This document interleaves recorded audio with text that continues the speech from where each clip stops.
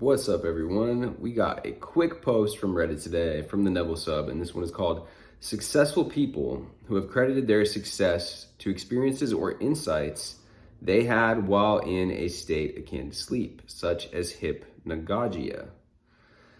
The concept of a state akin to sleep is a real phenomenon in the field of neuroscience and psychology. The state is often referred to as the hypnagogic state or hypnagogia. It is a transitional state between wakefulness and sleep that can be characterized by vivid and intense sensory experiences, such as hallucinations, vivid imagery, and strange thoughts.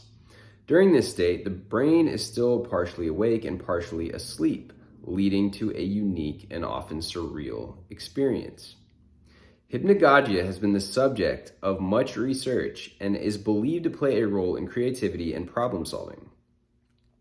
Some researchers have even suggested that it may be an important part of the dream process and the incubation of ideas.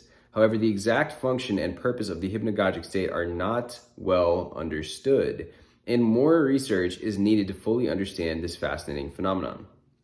There are several stories and examples of successful people who have credited their success to experiences or insights they had while in a state akin to sleep, such as hypnagogia, and here are a few examples.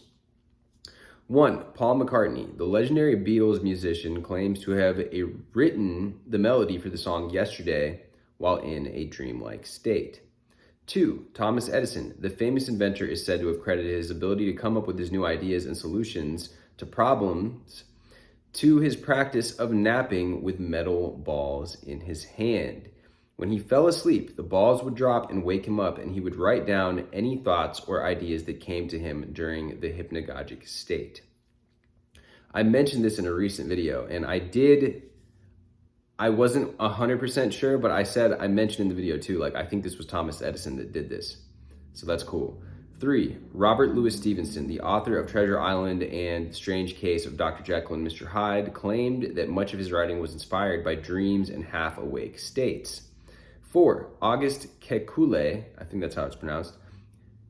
The German chemist is famous for his discovery of the structure of the benzene molecule, which he claimed came to him in a dreamlike state while he was sitting in front of the fireplace.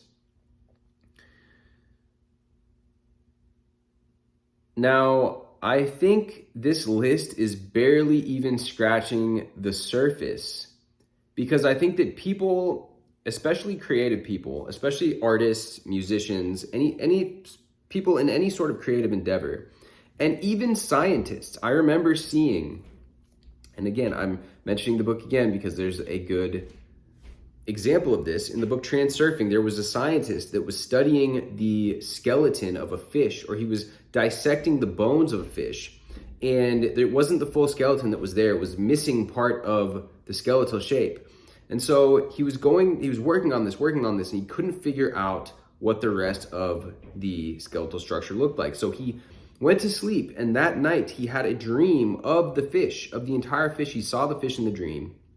He woke up, went back to his lab, and it lined up perfectly with what the anatomical structure would suggest. Somehow he was able to piece this together with the various parts that he had and realized that that was the exact structure, the one that he had in his dream.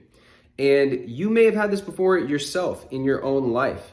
You may have had a question, an issue, a problem that had arisen, and that's why this quote is sleep on it. Let me sleep on it. And you come to a finality or a conclusion in your decision-making process through the act of sleeping and potentially dreaming, because we do dream every night, almost every single night.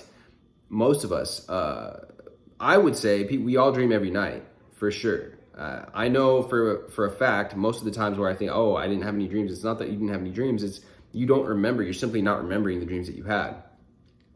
And there's various different techniques that you can use that will actually cause you to remember your dreams more and actually enter into lucid dreaming, which can also be extremely powerful. Somebody asked me about lucid dreaming as it applies to, manifesting and creating your reality and your experiences.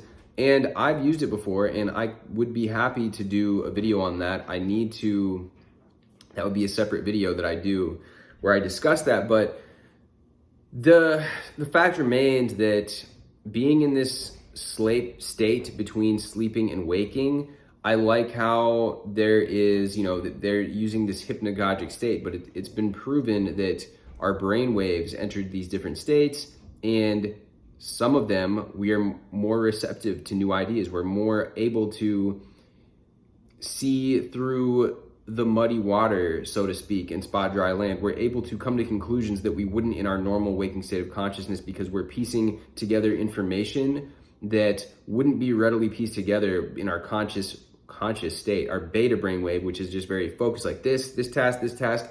No, it's like we enter into this other state where we're more detached and we're more able to see things in a holistic sense, I would say, where, okay, like the answers now just come to me because I'm not trying so hard. Sometimes when you're putting in too much effort, that creates resistance around the solution and the thing that you want to achieve. So anyways, guys, I thought this was pretty cool. I'd be interested also in learning more about this in hypnagogic and the state of hypnagogia, what science has to say about it, and also how does this pertain to, there's a lot of people like the Silva method. The Silva mind control method has to do with entering into an alpha state. That is a state that you get into when you're in meditation also, and it's a state where you're much more easily hypnotized and able to enter a state of hypnosis. How all these things tie together, I would be very interested in learning more about. And if anybody knows any more about these states and hypnagogia, leave me a comment below. Maybe that will spark something that we can kind of do a deep dive on this, because essentially it seems as if this is the scientific name for this SATS, the state akin to sleep, which Neville and everybody in the Neville community so commonly refers to. Anyways, guys, thank you for watching.